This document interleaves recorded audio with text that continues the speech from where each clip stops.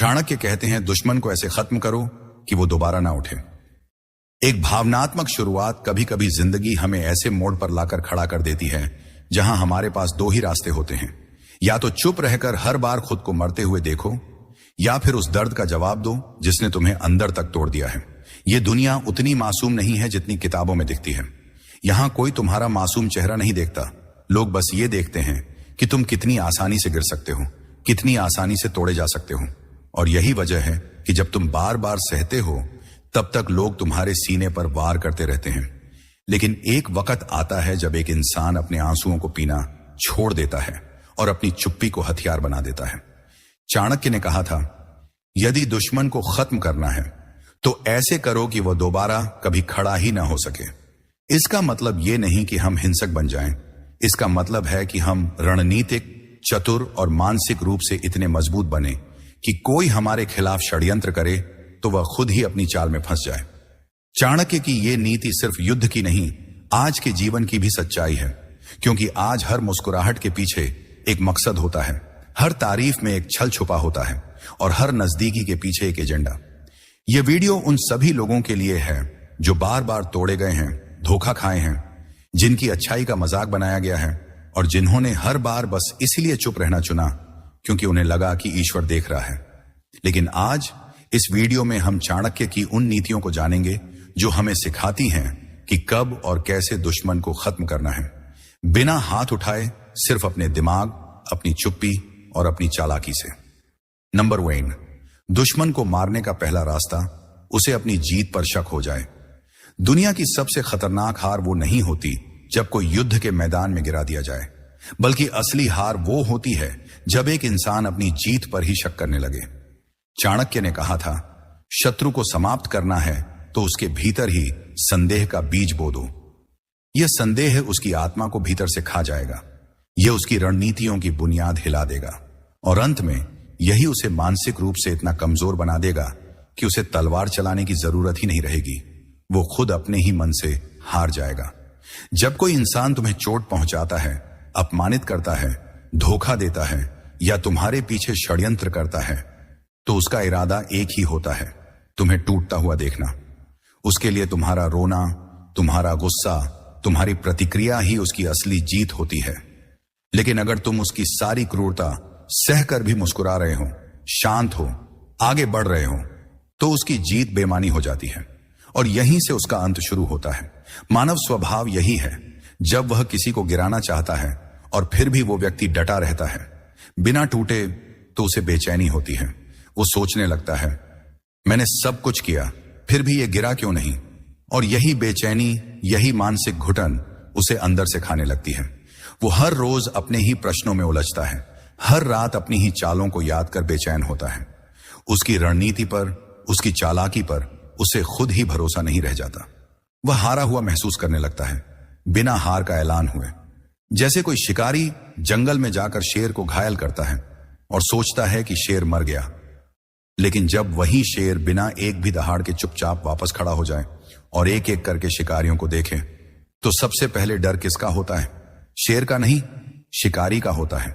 यही है चाणक्य की वो नीति जो कहती है, पहली मौत दो, मानसिक मौत। यही बात रामायण में भी दिखाई देती है। जब रावण ने सीता माता का अपहरण किया तो वह सोचता था कि उसने राम को तोड़ दिया। उसे लगा था कि अब राम हार गए, लेकिन उसने यह नहीं समझा कि शांत चेहरा हमेशा कमजोर नहीं होता। कभी कभी वो तूफान से पहले की खामोशी होती है। श्री राम ने रावण से लड़ाई की, लेकिन पहले युद्ध के मैदान में नहीं, उन्होंने पहले उसे मानसिक रूप से हराया। जब रावण की सेना एक एक करके हारने लगी, जब विभीषण ने उसका साथ छोड़ दिया और जब रावण को लगने लगा कि शायद मैं गलत था, तब रावण की हार हो चुकी थी। वह सिर्फ शरीर से खड़ा था, आत्मा से मर चुका था। आज की दुनिया में भी ऐसा ही है। कई बार आपके ऑफिस में, रिश्तों में, सोशल सर्कल में कुछ लोग होते हैं जो आपके खिलाफ हर वक्त आग लगाते हैं, आपकी पीठ पीछे बातें बनाते हैं, झूठ फैलाते हैं, आपको कमजोर दिखाने की कोशिश करते हैं। लेकिन आप अगर हर बार मुस्कुराते हुए, बिना सफाई दिए, सिर्फ काम करके, शांत रहकर और खुद को मजबूत बनाकर आगे बढ़ते हो, तो यकीन मानिए एक दिन वो खुद दूसरों से छुपने लगेंगे, क्योंकि उन्हें लगेगा मैं तो इसे तोड़ना चाहता था, लेकिन ये तो और निखर गया। दुश्मन को खत्म करने का पहला सबसे प्रभावी तरीका है उसे यह यकीन ही ना होने दो कि वो तुम्हें तोड़ पाया है। जब उसका भरोसा डगमगाएगा तो उसकी आत्मा कांपने लगेगी, उसकी चालें उल्टी पड़ने लगेंगी और वो डर डर कर जिएगा। यही है एक चुपचाप गहरी मानसिक विजय, एक ऐसी जीत जो शब्दों से नहीं कर्मों से होती है, एक ऐसा जवाब जो चीख कर नहीं मुस्कुरा कर दिया जाता है। इसलिए याद रखो, अगली बार जब कोई तुम्हारे खिलाफ वार करे तो हथियार मत उठाओ, बस इतना करो कि उसकी हर चाल के बाद तुम्हारी मुस्कुराहट और गहरी हो जाए, तुम्हारी चाल और दृढ़ हो जाए और तुम्हारा जीवन और ऊंचा हो जाए। तभी वो शत्रु अपने आप से हार जाएगा और तुम्हें उसे मारने की जरूरत ही नहीं पड़ेगी। नंबर 2, अपने शत्रु की ताकत को उसकी सबसे बड़ी कमजोरी बना दो। दुनिया में कोई भी इंसान जितना भी चालाक क्यों ना हो, उसमें एक बात निश्चित होती है, उसे अपनी ताकत पर गर्व होता है। यही गर्व, यही घमंड उसकी सबसे बड़ी कमजोरी बन सकता है। अगर तुम चाणक्य की तरह सोचना सीख जाओ। चाणक्य कहते हैं, दुश्मन की ताकत को उसकी सबसे बड़ी कमजोरी बना दो और फिर देखो वो अपने ही हथियार से हार जाएगा। यह नीति सिर्फ युद्ध के मैदान में नहीं, जीवन के हर मोर्चे पर काम करती है, चाहे वो ऑफिस हो, रिश्ते हों या सामाजिक संघर्ष। हर शत्रु के पास कोई ना कोई ताकत जरूर होती है। कोई अपनी चालाकी पर घमंड करता है, कोई अपने पैसे पर, कोई अपनी लोकप्रियता पर और कोई अपनी मीठी बातों से लोगों को बहलाने की क्षमता पर। लेकिन चाणक्य हमें सिखाते हैं कि शत्रु की ताकत को देखकर डरना नहीं चाहिए, बल्कि उस ताकत के पीछे छुपी असुरक्षा और घमंड को समझना चाहिए। क्योंकि हर ताकत के पीछे एक अंधा कोना होता है, जहां से हमला किया जाए तो शत्रु को पता भी नहीं चलेगा कि वो कब हार गया। उदाहरण के लिए, मान लो तुम्हारा दुश्मन बेहद चालाक है, वह लोगों को घुमा फिराकर अपनी तरफ कर लेता है, मीठी बातों से भरोसे जीतता है और फिर उसी भरोसे का गला घोंट देता है। अब यहां 2 रास्ते हैं, या तो तुम उसकी चालाकी से डरकर चुप रहो या फिर चाणक्य की नीति अपनाओ। चाणक्य कहते हैं, उसके ही चाल में छेद निकालो। जो दूसरों की कमजोरी को भांपता है, वह जब खुद शिकार बनता है तो खुद की चालाकी ही उसे धोखा देती है। ऐसे व्यक्ति को उसकी ही शैली में हराओ, लेकिन शांत रहकर।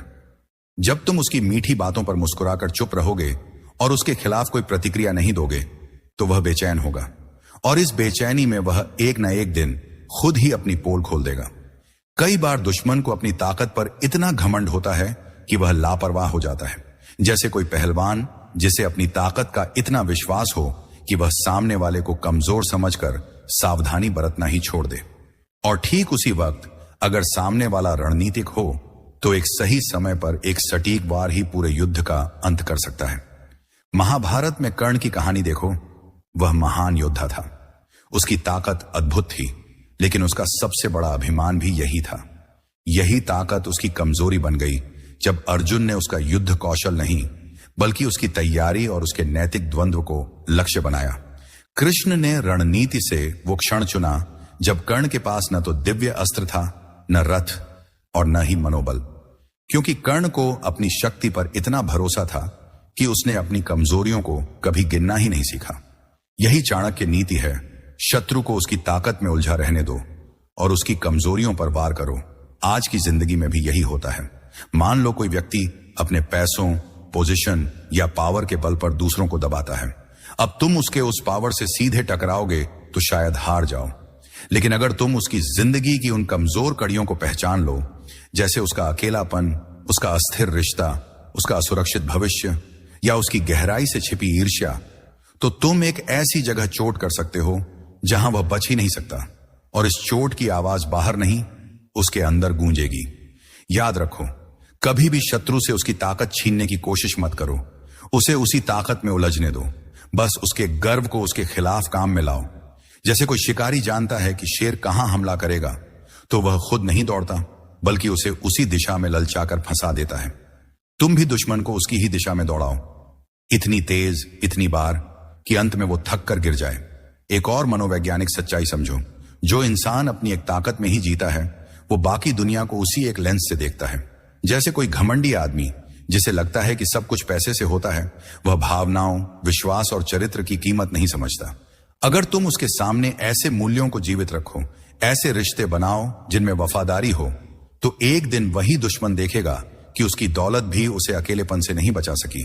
अंत में यही कहना चाहूंगा, दुश्मन की ताकत से मत डरो, बल्कि मुस्कुराकर उसकी ताकत को उसका बोझ बना दो। उसे वही करने दो जिसमें उसे श्रेष्ठता का भ्रम हो, और तुम चुपचाप अपने दिमाग से उसकी नींव हिलाते रहो। यही है असली रणनीति, यही है चाणक्य की नीति, दुश्मन को उस हथियार से हराना जो उसे सबसे ज्यादा प्यारा हो। नंबर 3, चुप रहकर चालें चलना। मौन की ताकत। दुनिया में सबसे शक्तिशाली हथियार क्या है?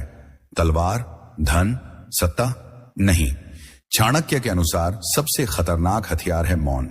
वो मौन जो बाहर से शांत दिखता है, लेकिन अंदर ही अंदर एक चक्रवात की तरह सब कुछ बदल रहा होता है।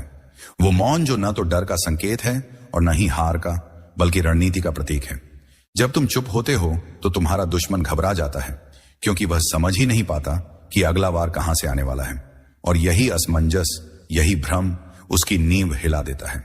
चाणक्य कहते थे, मूर्ख वह नहीं जो कुछ नहीं जानता, मूर्ख वह है जो हर समय बोलता है और सब कुछ खोल देता है। क्योंकि जब तुम बोलते हो तो तुम खुद को खोलते हो, अपनी सोच, अपनी रणनीति, अपनी योजना। और अगर सामने वाला तुम्हारा दुश्मन है तो वह इन सब जानकारियों को अपने फायदे के लिए इस्तेमाल करेगा। लेकिन जब तुम चुप रहते हो, जब तुम हर इंसल्ट, हर चोट, हर प्रहार को बिना प्रतिक्रिया दिए सह लेते हो, तब तुम उसे मानसिक रूप से तोड़ते हो, क्योंकि उसे हर बार लगता है कि अब तुम चीखोगे, अब जवाब दोगे। लेकिन जब कुछ नहीं होता तब वह खुद ही बेचैन होने लगता है। मौन में ताकत इसलिए होती है क्योंकि यह अनिश्चितता पैदा करता है।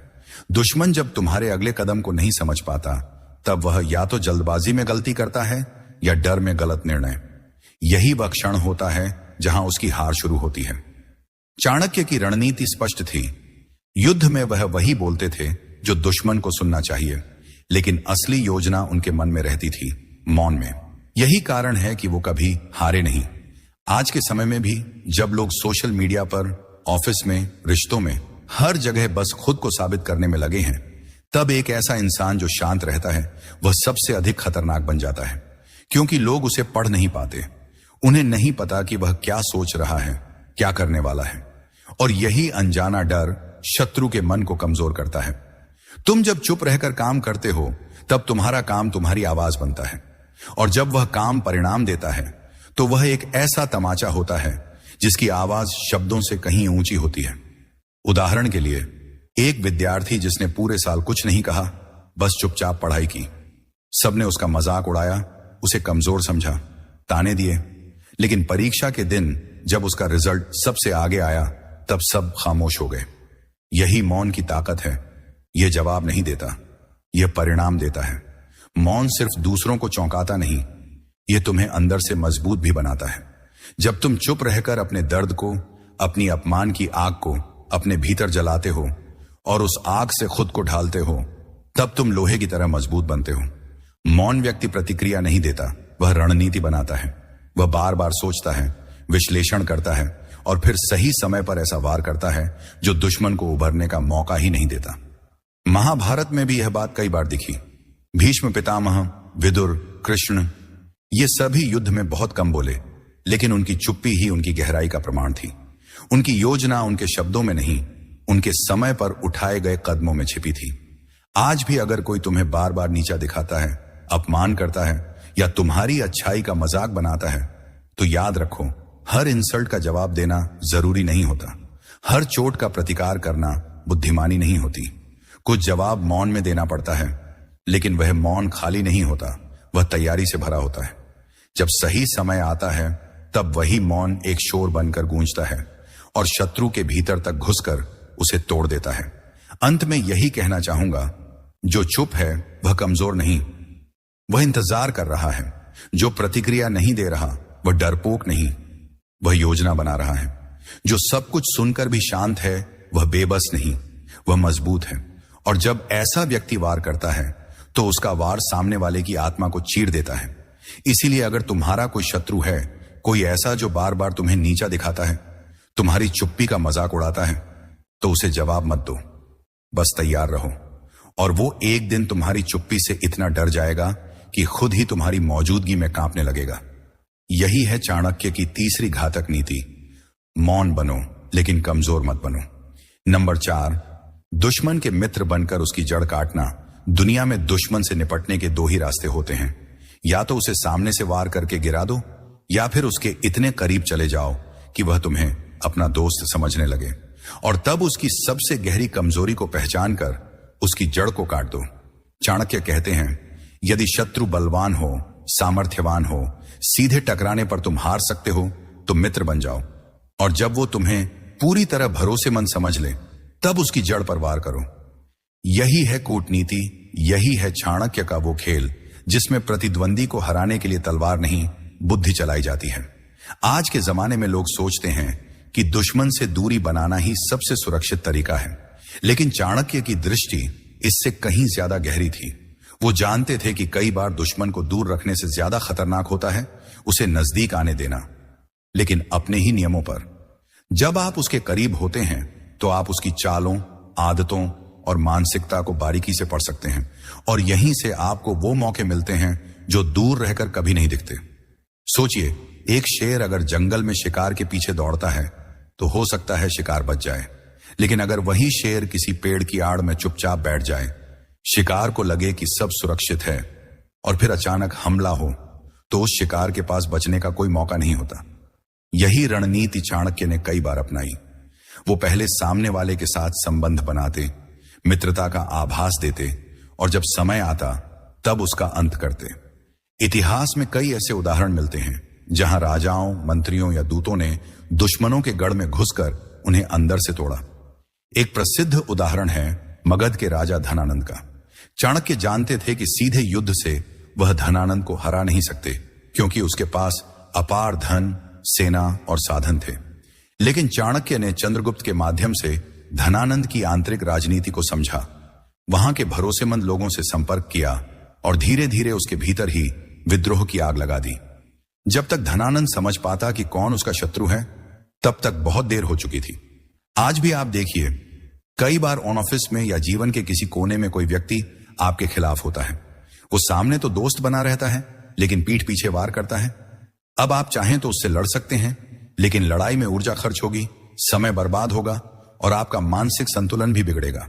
पर अगर आप बुद्धिमानी से उसे उसके ही खेल में फंसा दें, तो आप बिना लड़े जीत सकते हैं। कैसे? आप उससे मित्रवत व्यवहार कीजिए, उसे यकीन दिलाइए कि आप उसकी तरफ हैं, उसके घमंड को सहलाइए, उसकी बातों को ध्यान से सुनिए, और फिर एक समय ऐसा आएगा जब वह आपको अपनी सबसे गुप्त योजनाएं, अपनी सबसे कमजोर जगहें खुद ही बता देगा, और तब सिर्फ एक सही कदम उसे पूरी तरह खत्म कर सकता है। वो भी इस तरह कि बस सोच भी ना पाए कि वार कहां से हुआ। मित्रता की आड़ में शत्रु को हराना सिर्फ धोखा नहीं होता, यह तब जरूरी हो जाता है जब सामने वाला चालाक है, तुम्हारे सीधेपन का फायदा उठा रहा है, और अगर तुम शुद्ध नैतिकता में बंधे रहोगे तो वह तुम्हें हर बार कुचल देगा। तब चाणक्य की नीति कहती है, यदि कोई शत्रु नीति नहीं समझता तो उसके साथ नीति से नहीं, बुद्धि से व्यवहार करो। इस नीति में एक भावनात्मक गहराई भी छिपी है, क्योंकि यह आसान नहीं होता कि आप किसी ऐसे व्यक्ति के साथ मधुर व्यवहार करें जिसने आपको अपमानित किया हो, लेकिन असली वीर वही होता है जो अपने मनोभावों पर नियंत्रण रखे, जो सामने हंसता है लेकिन अंदर आग सी तपती हुई योजना पलता है। यही मन की स्थिरता, यही आत्मनियंत्रण एक बुद्धिमान योद्धा की पहचान होती है। महाभारत में भी यही हुआ था।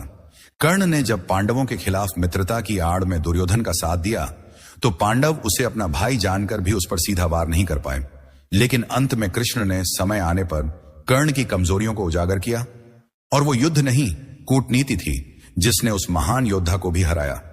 अंततः यही कहना चाहूंगा, दुश्मन को खत्म करना हो तो सीधे लड़ने की जरूरत नहीं होती।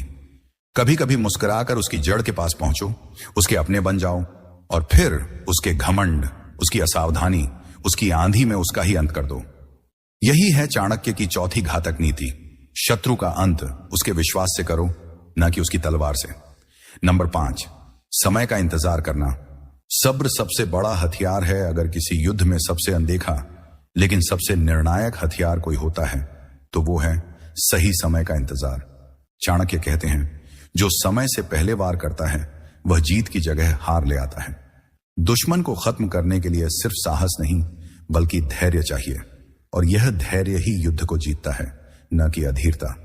क्योंकि अधीर व्यक्ति अपनी चालें पहले खोल देता है, लेकिन धैर्यवान व्यक्ति अपनी चुप्पी से दुश्मन के आत्मविश्वास को धीरे धीरे चीर देता है।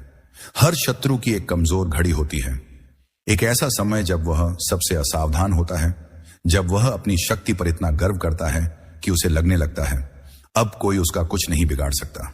और यही वह समय होता है जब चाणक्य जैसा व्यक्ति वार करता है, मगर तब तक वह शांत रहता है। कोई आवाज नहीं, कोई शोर नहीं, बस प्रतीक्षा।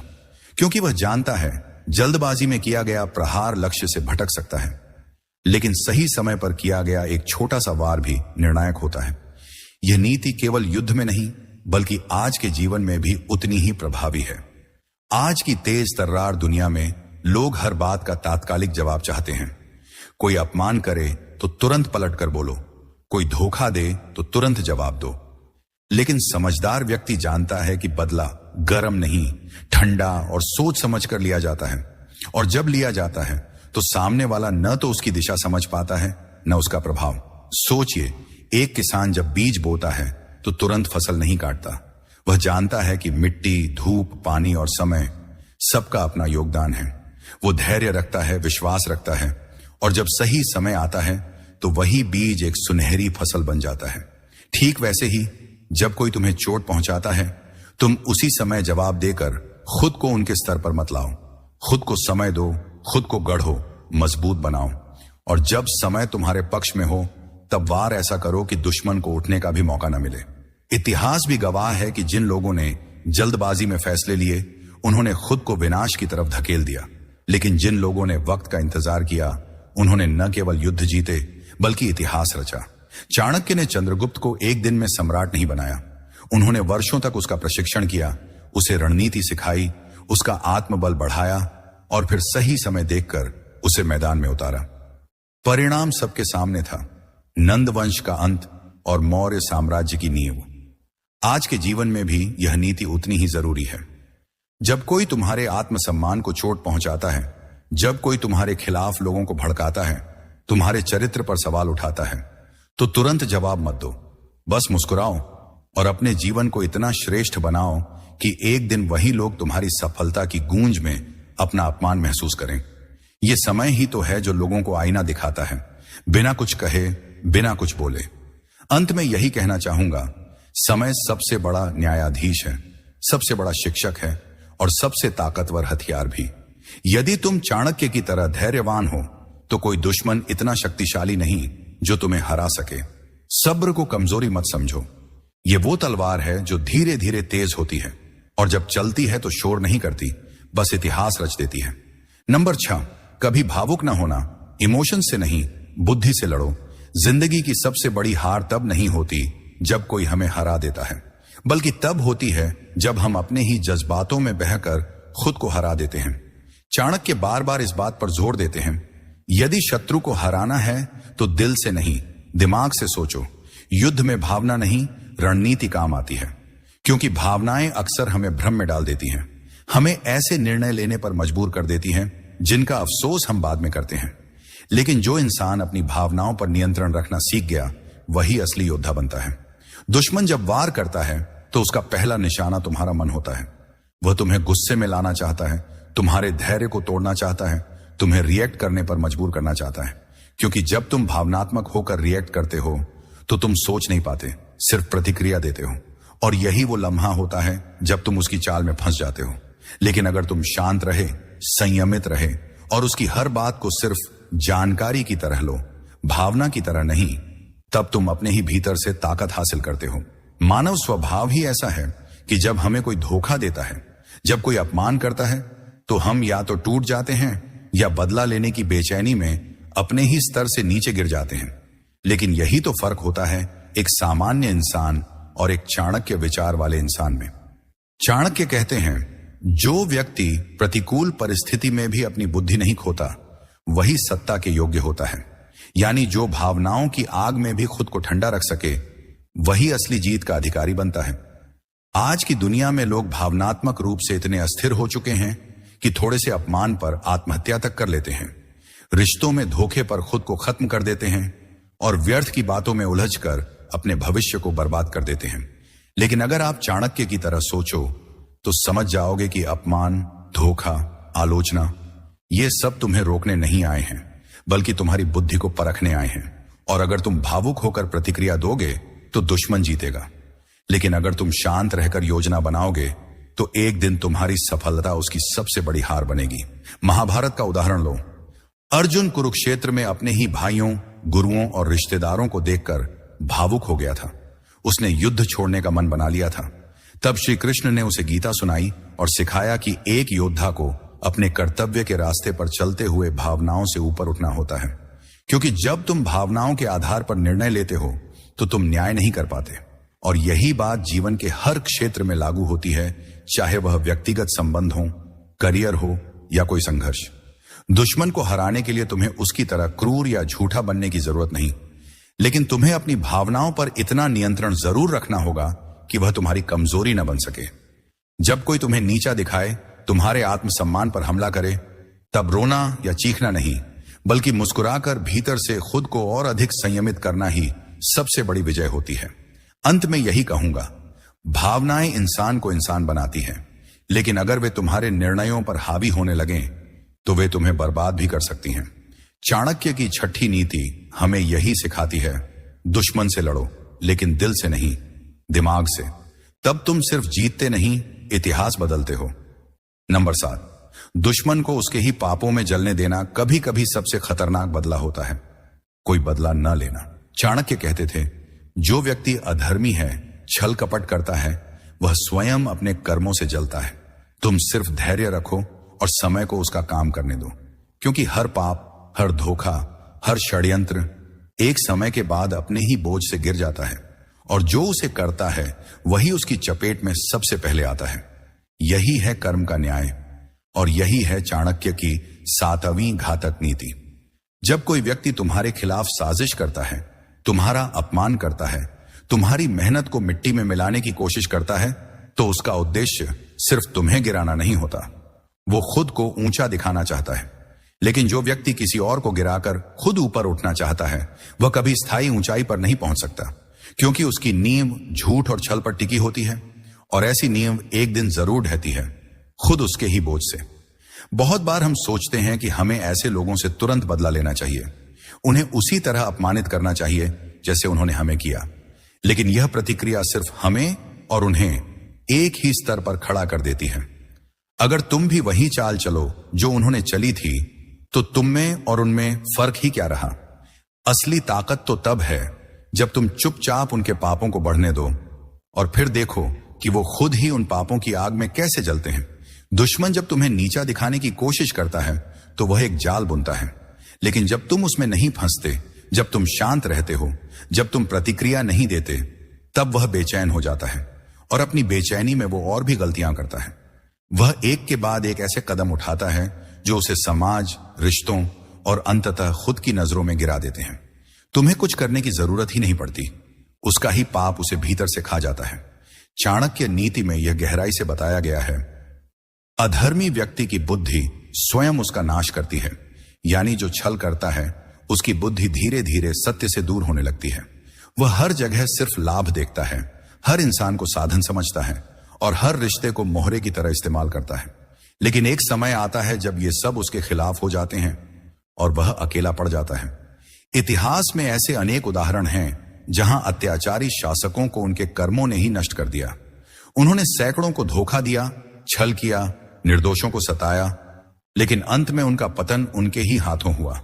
क्योंकि पाप कभी मौन नहीं रहता, वह धीरे धीरे एक ज्वालामुखी बनता है, और जब फूटता है तो सबसे पहले उसी को जलाता है जिसने उसे जन्म दिया था।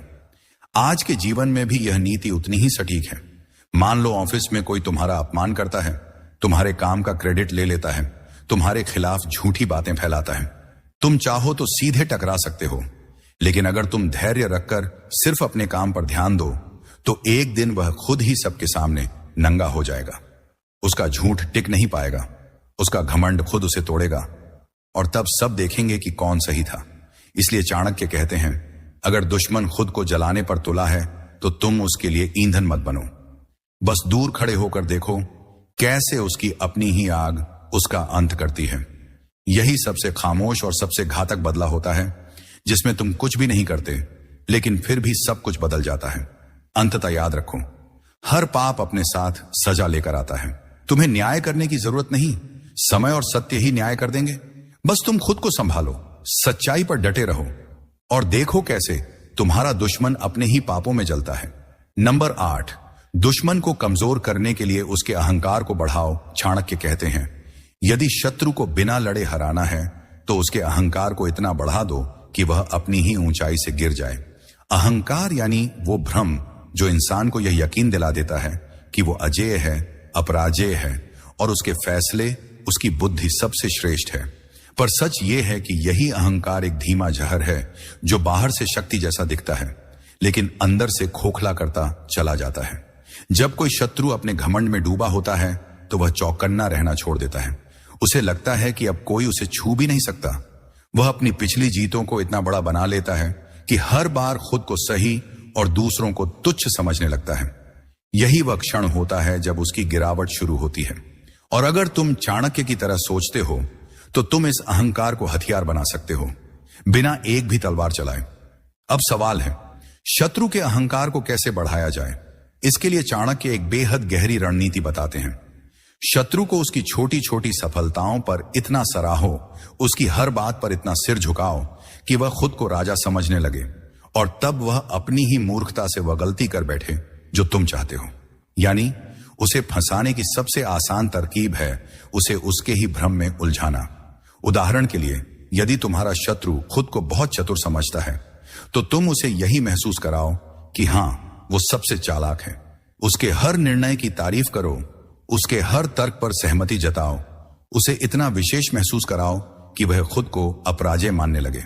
और फिर धीरे धीरे वह सावधानी छोड़ देगा, लापरवाह होगा और तब वह निर्णय लेने में गलतियां करने लगेगा। और यही गलती उसकी सबसे बड़ी हार बन सकती है।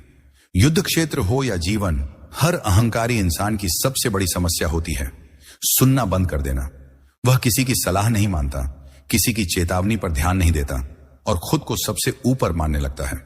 चाणक्य इसी मानसिक स्थिति को सबसे घातक क्षण मानते थे, क्योंकि जब कोई व्यक्ति अकेले निर्णय लेता है, बिना विरोध के, बिना आत्मनिरीक्षण के, तो उसके हर फैसले में दोष बढ़ने लगता है और यही दोष उसे अंत में नष्ट कर देता है। इतिहास इसका सबसे बड़ा गवाह है। रावण जो अद्वितीय योद्धा था, विद्वान था, शिव भक्त था, लेकिन उसका अहंकार इतना विशाल हो गया कि वह सोचने लगा कि कोई उसका कुछ नहीं बिगाड़ सकता। और जब सबने उसे समझाया कि सीता माता को लौटाओ, तो उसने सबकी बातें ठुकरा दी, क्योंकि उसे लगा मैं रावण हूं, मुझसे बड़ा कौन। और यही अहंकार उसके पतन का कारण बना। आज के समय में भी यह नीति उतनी ही सटीक है। अगर कोई तुम्हारे खिलाफ है, ऑफिस में, रिश्तों में या समाज में, तो हर बार उससे टकराने की जगह उसकी हां में हां मिलाओ, उसे उसकी ही नजरों में बड़ा बना दो। लेकिन तुम अपने अंदर से जानते रहो कि वह कितना खोखला हो रहा है और जैसे ही वह खुद ही अपने बोझ में झुकने लगे, तुम सिर्फ एक हल्का सा धक्का देना और वह खुद ही गिर जाएगा। यह रणनीति सिर्फ चतुराई नहीं, धैर्य और आत्मनियंत्रण का भी खेल है, क्योंकि किसी अहंकारी को सहन करना, उसकी बातों को सुनना, उसके झूठे घमंड को पोंछना, यह आसान नहीं होता। लेकिन अगर तुम उसे अपने ही भ्रम के जंगल में भटकने दो तो वह एक दिन रास्ता खुद ही खो देगा। अंत में यही कहना चाहूंगा, शत्रु को हराने के लिए जरूरी नहीं कि तुम सबसे तेज बनो, सबसे ताकतवर बनो। कभी कभी बस इतना काफी होता है कि तुम उसे खुद की ही ऊंचाई पर इतना चढ़ा दो कि जब वह गिरे तो कोई उसे पकड़ने ना आ सके। यही है चाणक्य की 8वीं और बेहद घातक नीति। शत्रु को उसके ही घमंड में डूबने दो, क्योंकि वहीं से उसका अंत शुरू होता है। नंबर 9, जब वार करो तो ऐसा कि दुश्मन कभी उभर ना पाए। चाणक्य कहते हैं, अगर दुश्मन को खत्म करना है तो ऐसा प्रहार करो कि वह सिर्फ हारे नहीं, टूट जाए। उसका आत्मबल, उसका मनोबल और उसकी दोबारा उठने की ताकत, सब कुछ एक ही वार में खत्म हो जाए। यह नीति सुनने में कठोर लग सकती है, लेकिन जब सामने वाला बार बार तुम्हें अपमानित करता है, तुम्हारी अच्छाई का मजाक बनाता है, तुम्हारी चुप्पी को कमजोरी समझता है, तब एक ऐसा क्षण आता है जब दया नहीं, निर्णायक आक्रमण जरूरी हो जाता है। हर दुश्मन जब तुम्हें बार बार परखता है, तुम्हारी सीमाओं से खेलता है, तुम्हारे धैर्य की परीक्षा लेता है, तो वह सोचता है कि तुम कुछ कर नहीं सकते। वह तुम्हें कमजोर समझने की भूल करता है, और यही भूल तुम्हारी सबसे बड़ी ताकत बन जाती है। क्योंकि जब कोई तुम्हें कमजोर मानकर लापरवाह हो जाए, तब किया गया वार न सिर्फ उसके शरीर को बल्कि आत्मा को भी हिला देता है। यह कोई साधारण जीत नहीं होती, यह एक मौन क्रांति होती है। अब सवाल उठता है, ऐसा वार कैसे किया जाए? चाणक्य सिखाते हैं कि शत्रु पर अंतिम प्रहार से पहले उसकी जड़ को पहचानो। कोई दुश्मन सिर्फ हथियारों से नहीं हारता, वह तब हारता है जब उसकी आत्मा हार जाती है। उसके मन में अगर तुम्हारे लिए कभी भय, ग्लानि या अपराध बोध नहीं आया, तो उसकी हार अधूरी है। इसलिए वार से पहले यह जान लो कि उसे सबसे ज्यादा दर्द किस बात से होगा। उसकी इज्जत, उसका अहंकार, उसकी छवि, उसका विश्वास, और फिर उसी जगह वार करो। यह कोई हिंसा की बात नहीं है, यह रणनीति की बात है। जैसे कोई इंसान जो दूसरों के बीच खुद को आदर्श मानता है, अगर उसकी सच्चाई सबके सामने उजागर हो जाए, तो वो सिर्फ सामाजिक रूप से नहीं, मानसिक रूप से भी टूट जाता है। कोई जो अपनी पोजीशन के घमंड में जीता है, अगर उससे वह पोजीशन ही छिन जाए, तो वह खोखला हो जाता है। तुम्हें ऐसे ही पल का इंतजार करना है जब तुम एक ही चोट से सब कुछ छीन सको। महाभारत में भी ऐसा ही हुआ था। दुर्योधन को सिर्फ हराना काफी नहीं था, उसे तोड़ना जरूरी था। भीम ने जब गदा युद्ध में दुर्योधन की जांघ तोड़ी, तो वो सिर्फ शरीर पर चोट नहीं थी, वो उसके अहंकार पर वार था। एक ऐसा योद्धा जो कभी जमीन पर नहीं गिरा, वो धूल में पड़ा हुआ तड़प रहा था। यही है वो क्षण जब दुश्मन सिर्फ शरीर से नहीं, आत्मा से हार जाता है। आज के समय में यह नीति और भी सटीक है। यदि कोई लगातार तुम्हें नीचा दिखा रहा है, तुम्हारे खिलाफ लोगों को भड़का रहा है, तुम्हारी अच्छाई को तुम्हारी कमजोरी समझ रहा है, तो उसे माफ मत करो। उसे ऐसा जवाब दो जो उसे जीवन भर याद रहे। जैसे उसे वहीं पर उजागर करो जहां वह सबसे ज्यादा दिखावा करता है। उसे उसके ही लोगों के सामने सच्चाई का आईना दिखाओ, और जब वह यह देखेगा कि वह जिस दुनिया में राजा बनता था, अब वहां उसकी कोई इज्जत नहीं बची, तो वही उसकी सबसे बड़ी हार होगी। याद रखो, यह बदले की भावना नहीं, न्याय की भावना है। यह तुम्हें उस व्यक्ति से मुक्त करती है जो लगातार तुम्हें पीड़ा देता आया है। और जब तुम ऐसा निर्णायक वार करते हो, तो वह न सिर्फ तुम्हें शांति देता है, बल्कि तुम्हारे भीतर एक नई शक्ति भी जगाता है। चाणक्य की इस नीति में सबसे बड़ी सीख यह है, जब प्रहार करना हो तो अधूरा मत छोड़ो। ऐसा वार करो कि दुश्मन की अगली पीढ़ी तक वो गलती दोहराने से डरे। नंबर 10, चाणक्य का अंतिम मंत्र, दुश्मन से लड़ो लेकिन खुद जैसा मत बनो। चाणक्य की सबसे अद्भुत बात यह थी कि वे जितने कठोर थे, उतने ही धार्मिक और नैतिक दृष्टिकोण से भी गहरे थे।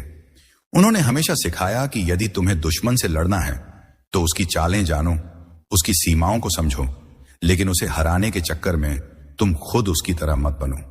क्योंकि अगर तुम भी उसी की तरह छल कपट, धोखा, नीचता और घमंड की राह पर उतर जाओ, तो अंततः तुम उसकी नहीं, अपनी आत्मा की हार करोगे। चाणक्य मानते थे कि अगर आप एक बार अपनी नैतिकता गिरा दो, तो आप दुश्मन को तो हराने की कोशिश में लगे रहेंगे, लेकिन भीतर ही भीतर खुद को खो बैठेंगे। और यही सबसे बड़ी हार होती है, वो हार जो दुनिया को दिखती नहीं, लेकिन मन को अंदर ही अंदर जला देती है। शत्रु से लड़ते हुए अगर तुम वह बन जाओ जिससे तुम नफरत करते हो, तो जीत कर भी तुम हार जाओगे। आज के युग में यह बात और भी ज्यादा महत्वपूर्ण हो गई है, क्योंकि अब लोगों ने हार जीत को सिर्फ बाहरी नतीजों से जोड़ दिया है। अगर कोई तुम्हें धोखा देता है, तो तुम सोचते हो कि अब तुम भी उसे वैसे ही जवाब दो।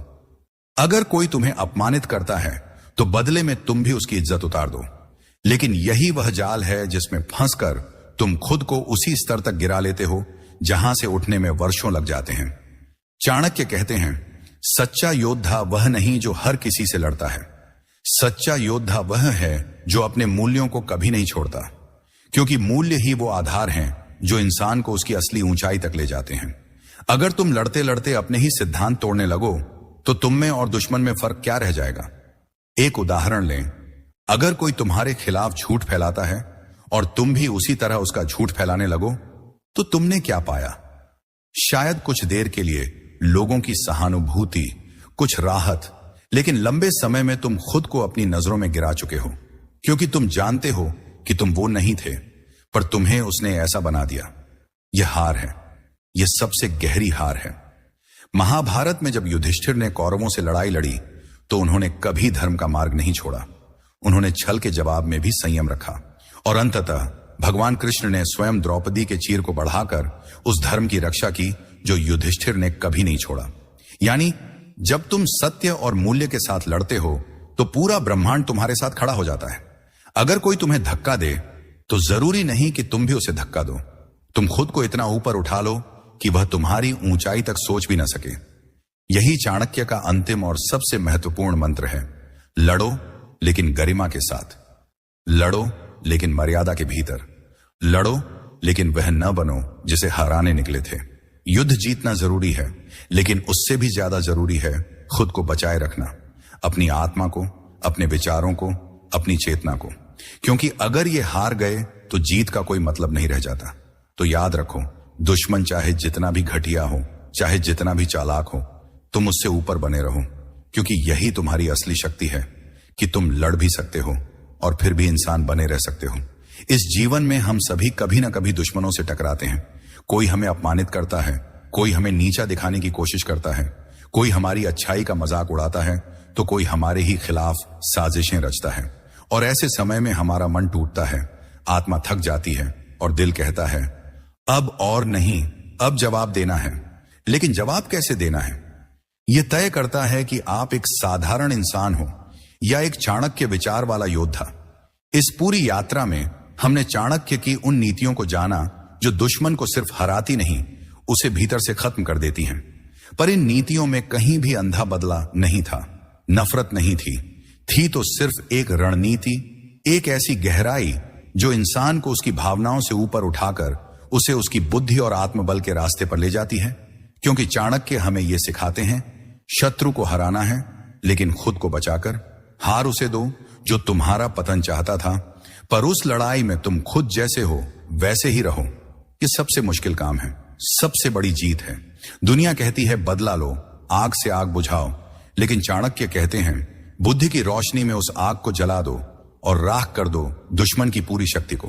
अगर तुम उन लोगों में हो जिन्हें इस दुनिया ने बार बार तोड़ा है, जिन्हें लोग समझ नहीं पाए, जिनकी चुप्पी को कमजोरी समझा गया, तो सुनो, अब वक्त है खुद को कमजोर नहीं खतरनाक बनाने का। लेकिन वह खतरनाक जो भीतर से शांत हो, बाहर से संयमित हो, पर जिसकी रणनीति ऐसी हो कि दुश्मन दोबारा उठने की हिम्मत ना करे। अपनी भावनाओं को नियंत्रित करना सीखो, क्योंकि जो खुद को जीत गया वो दुनिया को भी जीत सकता है।